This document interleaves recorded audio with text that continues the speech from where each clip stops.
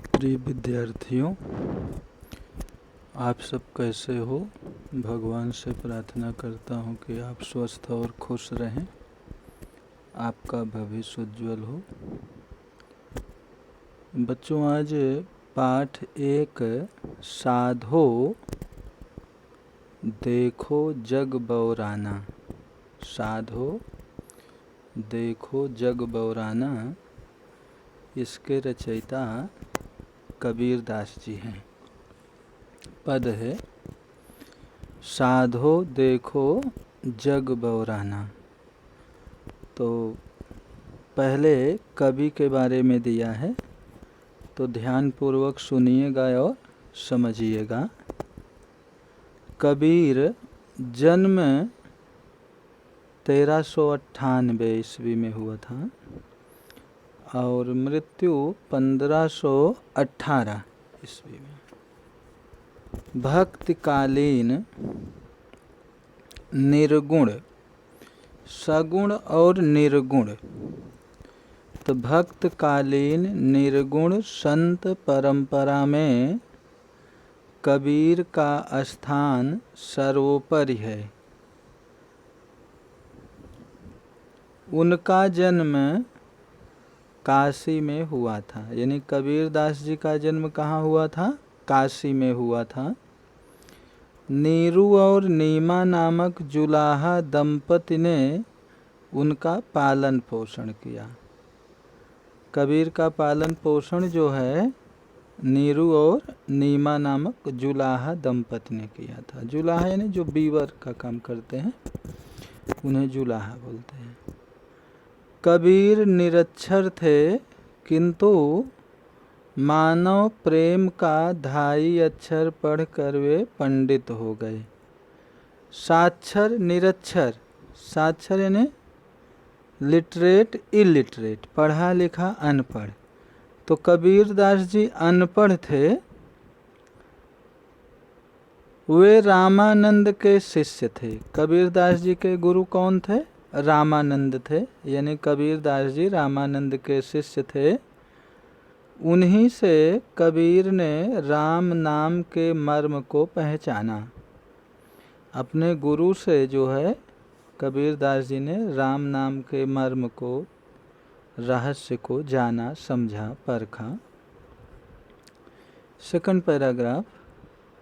कबीर भक्त कवि, कबीर भक्त कवि, संत और बहुश्रुत थे, यानी संत थे, कवि थे, बहुश्रुत थे। उन्होंने अपने युग में व्याप्त जाति पाति, कुरीतियों, अंधविश्वास, बाह्य आडंबर, मूर्ति पूजा, अवतारवाद, उस युग में व्याप्त मार्मिक धर्म संबंधी संकीर्णता का खुलकर विरोध किया है। यानी कबीर दास जी ने बाह्य आडंबर का विरोध किया, अंधविश्वास का विरोध किया, मूर्ति पूजा का विरोध किया, क्योंकि ये निर्गुण ब्रह्म के उपासक थे। उनके पास अनुभव का असीम भंडार था। अनुभव के खरेपन और यथार्थ बोध से उत्पन्न कबीर की कविता पाठक और श्रोता पर, पाठक जैसे कबीर की कविता हम लोग पढ़ रहे हैं तो हम पाठक हैं, और जो सुन रहे हैं वो श्रोता। तो कबीर की कविता पाठक और श्रोता पर गहरा प्रभाव डालती है। कबीर की भाषा सधुक्कड़ी कहलाती है। कबीर ने जिस भाषा का प्रयोग किया है वो सधुक्कड़ी भाषा कहलाती है। इसमें बोलचाल की सहजता और बोधकता है। सहजता यानी सरलता। कबीर की रचनाएं कबीर ग्रंथावली में संग्रहित हैं। इनका प्रमुख ग्रंथ बीजक है। इसके 3 भाग हैं, रमैनी, सबद, साखी, यानी साखी, सबद, रमैनी, इसके 3 भाग हैं। इनके कुछ ग्रंथ इनके कुछ पद गुरु ग्रंथ साहब में भी संग्रहित है। यानी कबीरदास के कुछ पद जो है गुरु ग्रंथ साहब में संग्रहित हैं। प्रस्तुत पद में ये किस प्रकार की रचना है? पद है। प्रस्तुत पद में कबीर ने अपने युग में व्याप्त हिंदू मुस्लिम धर्म की विसंगतियों तथा अंतर विरोधों, धार्मिक संकीर्णताओं, बाह्य आडंबरों आदि का खुलकर विरोध करते हुए धर्म के ठेकेदारों को आत्मज्ञान प्राप्त की नसीहत दे रहे हैं। यानी कबीरदास जी वाह आडंबर के विरोधी थे, मूर्ति पूजा के विरोधी थे।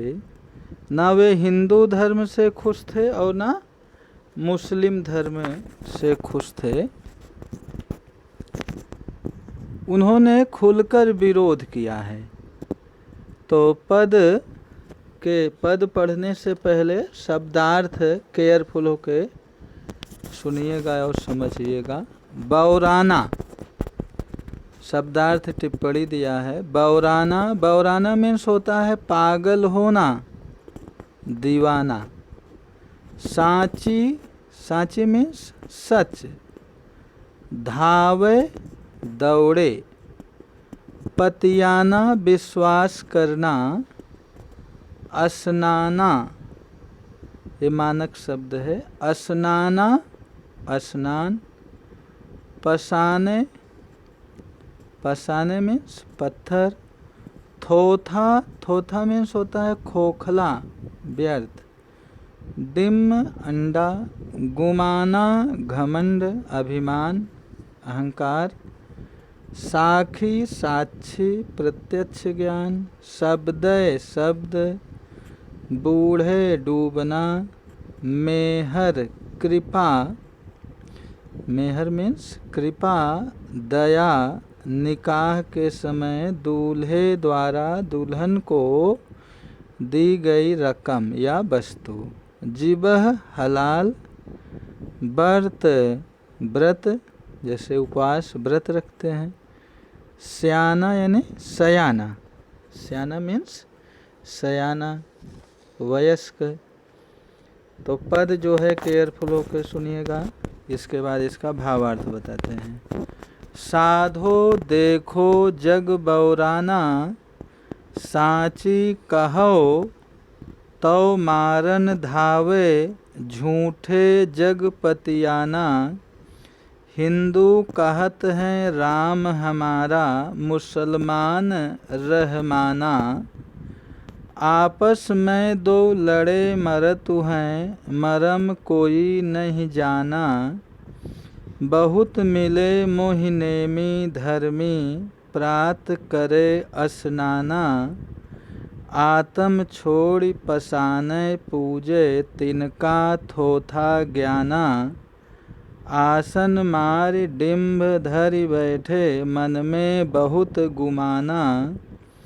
पीपर पाथर पूजन लागे, तीरथ व्रत भुलाना।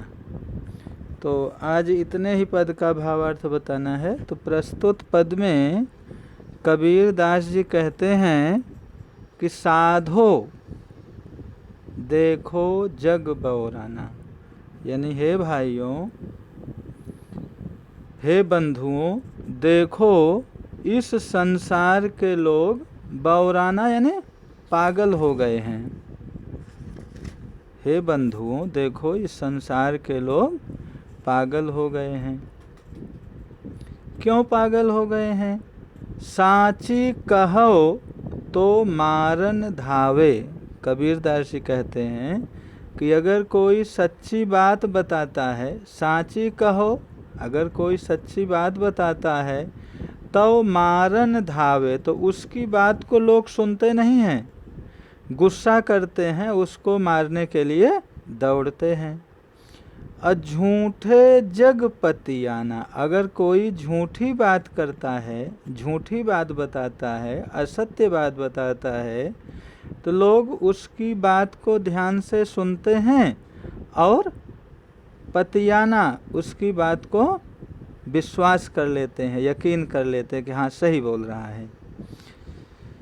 हिंदू कहत हैं राम हमारा, हिंदू धर्म के लोग कहते हैं कि राम हमारे हैं, राम भगवान हैं, राम हमारे सब कुछ हैं।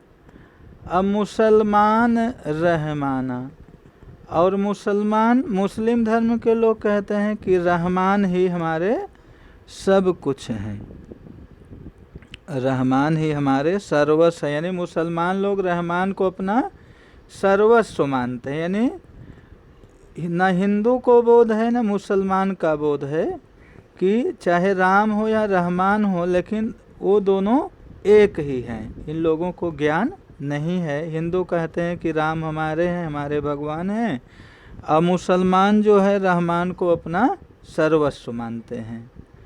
आपस में दो लड़े मरत हैं, इस बात को लेकर दोनों धर्मों में विरोध होता है, आपस में लड़ते मरते हैं। मरम कोई नहीं जाना, लेकिन इस रहस्य कोई जानने का प्रयत्न नहीं करता है कि चाहे राम हो या रहमान हो, लेकिन वो दोनों एक हैं, ईश्वर तो एक ही है। बहुत मिले मोहि नेमी धर्मी, हमें बहुत से लोग नेमी धर्मी लोग मिले, धर्म का आचरण करने वाले मिले। प्रात करे स्नाना, जो सुबह प्रातः स्नान करते हैं, गंगा स्नान करते हैं। आत्म छोड़ी पसाने पूजे, पसाने मीन्स होता है पाषाण पत्थर, और जो मूर्ति की पूजा करते हैं, जिनका ज्ञान खोखला है और जिन्होंने अपना सब कुछ त्याग दिया है। आसन मार डिंभ धरि बैठे, मन में बहुत गुमाना, मन में बहुत अभिमान करके लोग आसन करते हैं, ध्यान करते हैं। पीपर पाथर पूजन लागे, तीरथ व्रत भुलाना, लोग जो है पीपल के वृक्ष की पूजा करते हैं, पाथर यानी मूर्ति पूजा करते हैं, तीर्थ व्रत करते हैं, और वे अपने को भूल जाते हैं, अपने समय को बर्बाद करते हैं।